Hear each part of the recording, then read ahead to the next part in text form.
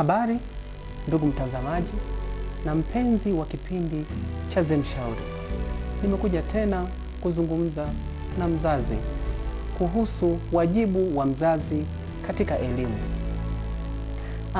Kwa jamii yetu ya Kitanzania, hili swala la mzazi kuwajibika katika kumlea kijana na kufuatilia mambo ya elimu imekuwa ni changamoto kubwa sana. Mimi kama mwalimu na kama mshauri, kwa kweli nimekumbana na hii changamoto, na inafika kipindi unajiuliza, huyu mzazi, huyu mtoto ana wazazi wake kweli? Kwa sababu unakuta mwezi wa kwanza mpaka inafika mwezi wa 6 wakati wa kufunga shule hujawahi kumwona mzazi.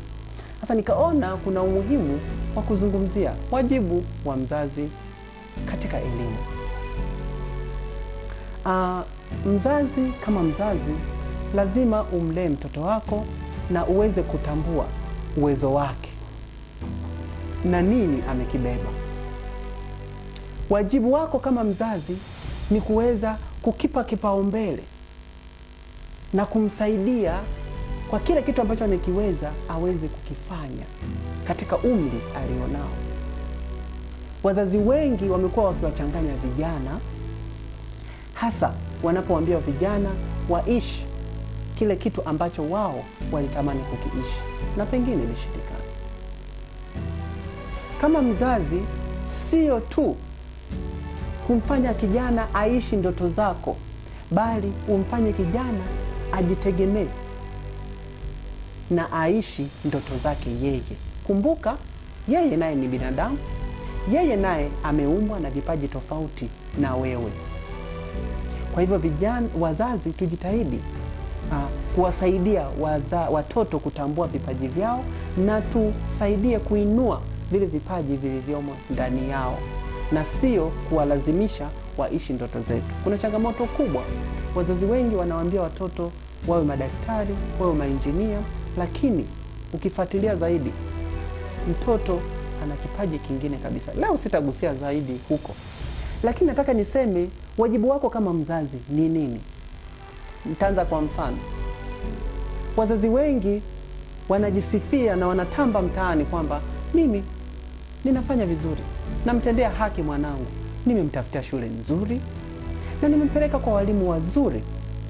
Ndugu mzazi, kama unafanya hivyo, bado hujatimiza wajibu wako kama mzazi katika elimu.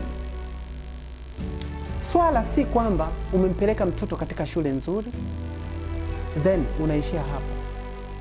Swala si kwamba umempeleka mtoto katika walimu wazuri, best teachers. Hapana, la hasha, si hivyo tu. Wewe kama mzazi, wajibu wako ni kuendelea kufuatilia na kumsaidia mtoto katika yale maisha ya kawaida. Ni sawa atafundishwa na walimu wazuri, umempeleka shule nzuri, lakini usiishie hapo.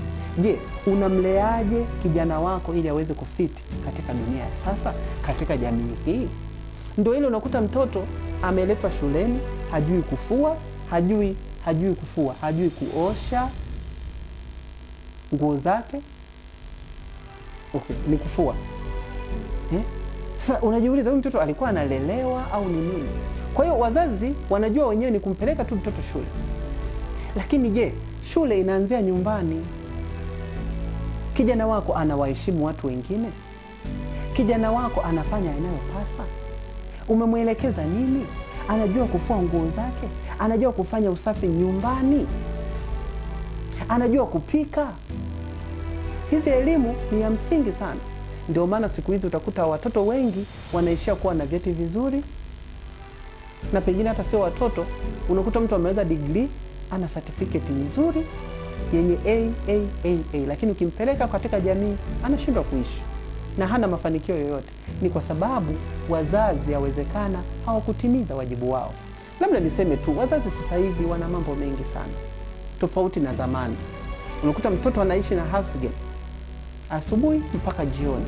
Mzazi hawezi kufuatilia kabisa maendeleo ya watoto. Mzazi hawezi kusubutu kuja shuleni na kufuatilia maendeleo ya mtoto wake. Nini wajibu wako kwa mtoto? Nasema sio tu kumpeleka shule nzuri, lakini kuna zaidi cha kufanya zaidi ya shule nzuri, zaidi ya kuwa na mwalimu bora. Kwa hivyo tuwasaidie vijana waweze kuwa na maisha bora ya baadaye. Uweze kumsaidia kijana aweze kuishi katika jamii na akubalike, na sio tu kuwa na elimu.